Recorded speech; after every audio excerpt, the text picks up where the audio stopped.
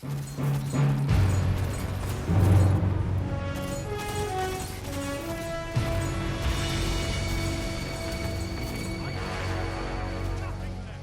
a thrill,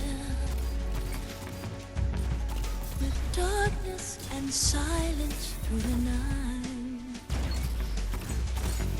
What a thrill,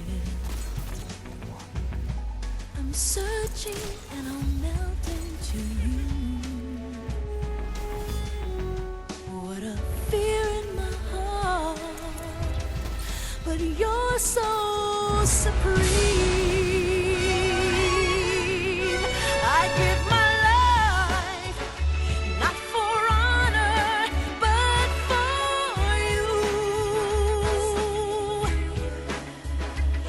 you. Welcome back to yet another video. Now, before we get into this, I do have a request for you guys to like and subscribe. Guys, liking the video helps it to be seen. If you want my channel to grow, my videos to do well, hit that like button. And if you haven't subscribed already, hit that red button and turn on notifications. Now, before we get into anything else, I just want to say my Titan's looking real good. Don't you think? Looking real good? Ace of Spades, Memento Mori, Firefly, Third Eye. We've got the Catalyst for more explosions. Today's video is going to be a great one. We do have a little intermission coming up right here though, guys, so let's get right into that. A quick word from today's sponsors, Raid Shadow Legends. Raid Shadow Legends has millions of players and dozens of tough bosses, but its heart and soul are its jaw-droppingly gorgeous champions. And guess what? They have just introduced an entirely new playable faction. Get ready to meet the Shadowkin. And remember guys, use my links down below to download Raid for yourself on mobile or PC. The Shadowkin are shrouded in mystery, hailing from the furthest reaches of the eastern continent beyond the Brimstone Path. It's believed they've been under the brutal heel of the demon spawn for the last several hundred years. Are they honorable? Yes. Evil? Not anymore. Are they good? Only time will tell. This faction is just getting started. Come meet the new arrivals in game. For now, here is a sneak peek at some of my favorite of the Shadowkin champions. Look at these designs. They are looking utterly terrifying, and I cannot wait to get my hands on the Shadowkin champions. One of the things I love so much about Raid is the level of detail that goes into the champions. It truly looks absolutely fantastic and unlike any other mobile game on the market.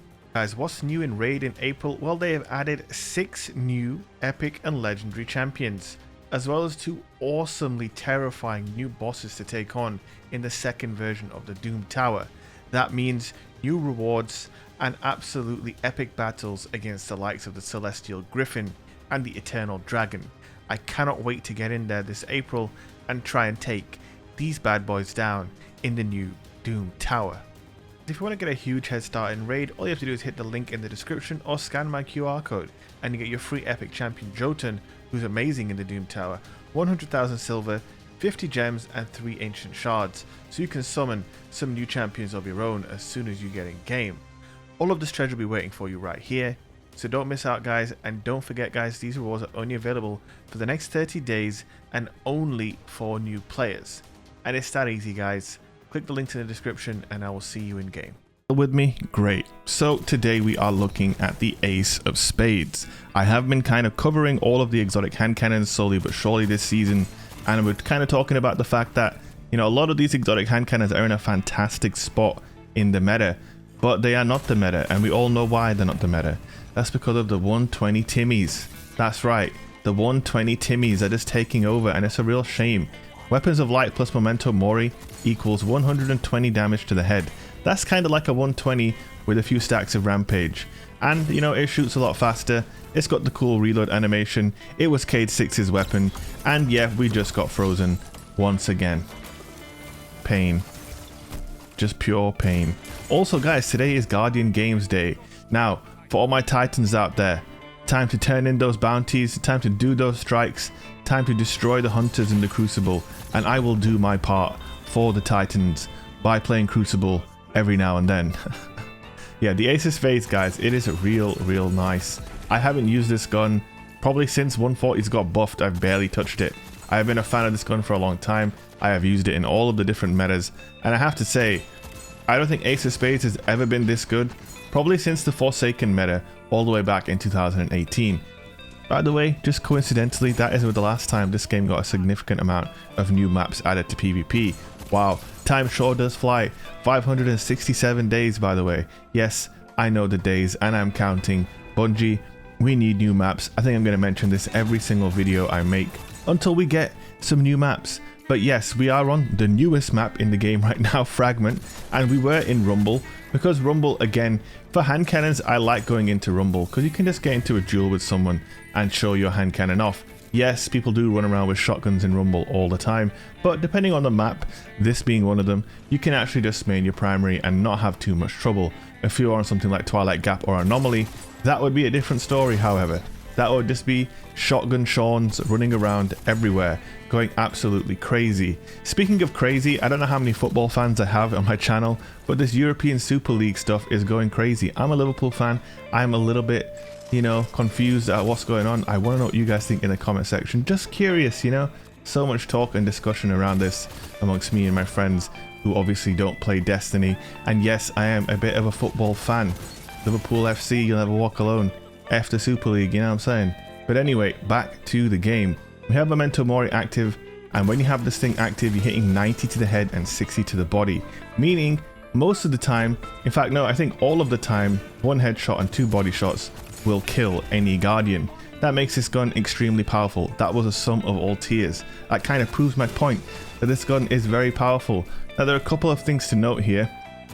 One thing that you will notice is, I think, obviously, look, this weapon has been very powerful over time, especially on mouse and keyboard.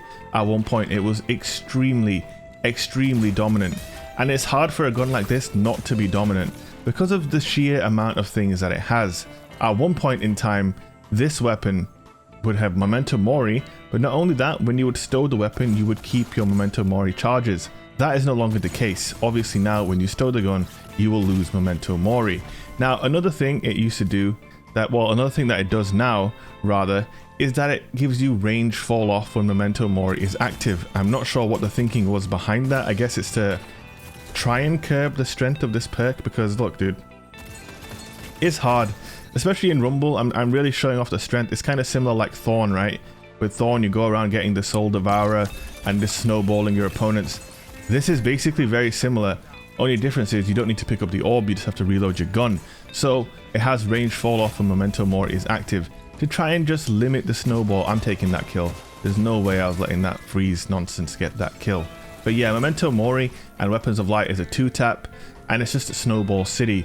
Yes, I switched to my shoddy there. It doesn't really matter when I've got weapons, right? Because even with just Weapons of Light, you're hitting 95 to the head, which is basically slightly more powerful than Mori. Then you get a kill and you stack the two things on top of each other, and players are just not expecting to get 2-tapped by Ace of Spades. Obviously, most players are getting 3-tapped by this thing, not 2-tapped by it. But yeah, like I said, it has so many things going for it. It has Third Eye, very underrated perk. ADSing keeps your radar.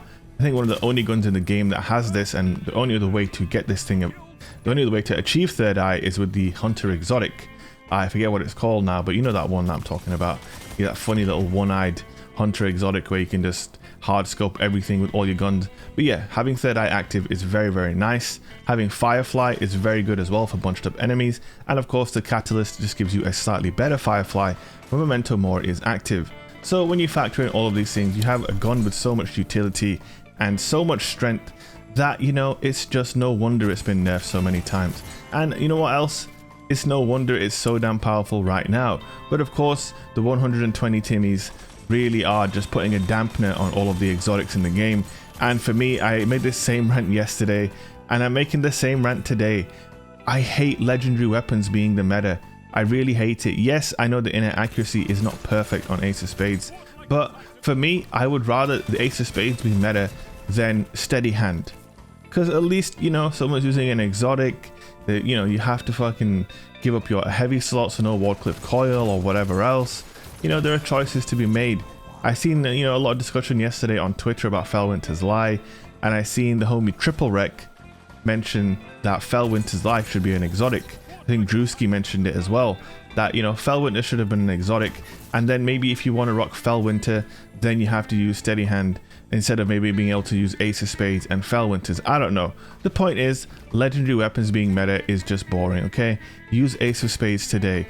It's real good. You will not have a bad time. I can't believe I have to tell people to use this gun now, instead of every single tryhard player in the game rocking Steady Hand or Igneous Hammer, obviously. I had 1 or 2 situations as well where I've mentioned this before, but the 140s and 120s are too close to each other in RPM, and yet they have a big disparity in damage, base damage at least, and it just makes for some very strange engagements where I was like trading with 120s, and it's like, how am I trading with a 120 if I'm hitting my 3-tap and they're hitting their 3-tap at the same time? I should win that engagement, right? Since my gun shoots faster. But like I said, the netcode in this game is about 10 years old. You know, the tick rate, the refresh rate, it's so bad that there's very little to no advantage by the 20 extra RPM that 140s have, which is why no one uses them, which is why 120s were a mistake. They should have just buffed 110s, man. They should have just buffed 110 range and called it a day.